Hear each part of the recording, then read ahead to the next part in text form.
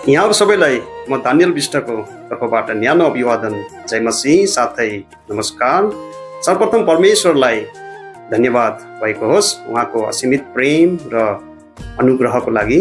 प्रिय साथीहरु, यो भिडियो मार्फत म एउटा छोटो सन्देश प्रस्तुत गर्न चाहन्छु। एउटा छोटो कथा या दृष्टान्तबाट सुरु गर्दै, कुनै समयमा दुई गाउँ थिए, एउटा मानवको गाउँ र अर्को परमेश्वरको गाउँ।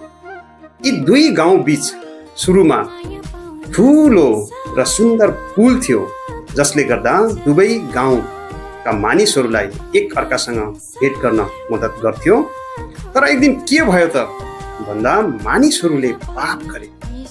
मानिसहरूको घमण्ड, झुट, स्वार्थ, अनाज्ञाकारिता इत्यादि पापले गर्दा त्यो पुल भत्कियो। अब मानव गाउँका मानिसहरू परमेश्वरको गाउँमा पुग्न सक्दैनथे, किनकि मानवको पापको कारणले गर्दा यी दुई गाउँ बीच एउटा ठूलो खोज या खाल्डो बन्यो। त्यो खोज या खाल्डो चाहिँ पापको खोज या खाल्डो थियो। त्यो खाल्डो यति ठूलो थियो कि अब मानिसहरू परमेश्वरको गाउँमा पुग्न सक्ने अवस्था थिएन। मानिसहरूले त्यो पुललाई फेरि बनाउन धेरै प्रयास गरे।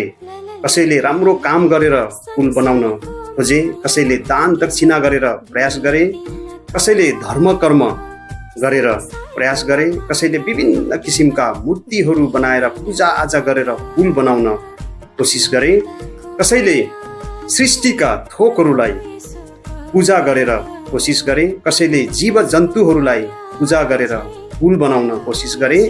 तर त्यो खोज या खाल्डो यति गहिरो र फराकिलो थियो कि कसैको प्रयासले त्यो पुल फेरि पुनर्निर्माण गर्न सकेन।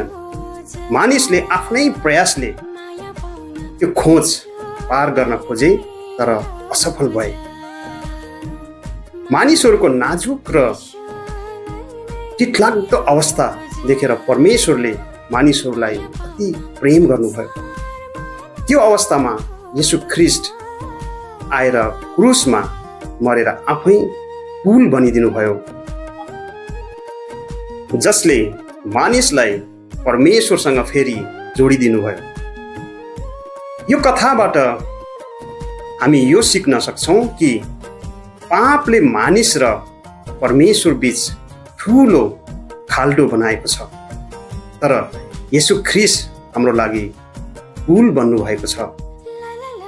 उहाँ पापी मानिसको सट्टामा मर्नुभयो र आफ्नो क्रुसको मृत्युद्वारा उहाँले हाम्रा पापहरूको सम्पूर्ण दण्ड भोग्नुभयो र हाम्रो छुटकाराको दाम पूरा रूपले तिरिदिनु भयो।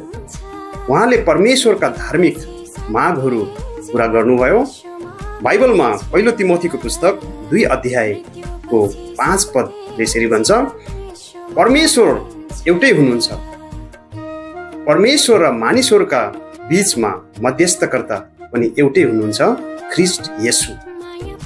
जसरी त्यो पुलले दुई गाउँलाई जोड्यो, त्यसरी नै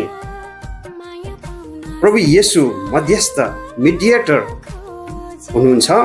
हामी पापको कारण परमेश्वरबाट छुटिएका भए तापनि अब येशू ख्रीष्ट मार्फत परमेश्वरसँग मेलमिलापमा आउन सक्छौँ।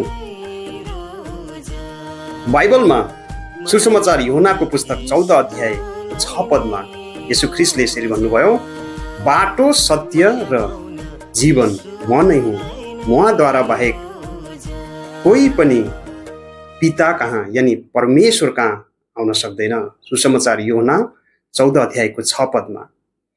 अब जो कोही पनि येशूमाथि विश्वास गर्छ, त्यो पुल पार गरेर परमेश्वरसँग मेलमिलापमा जान सक्छ।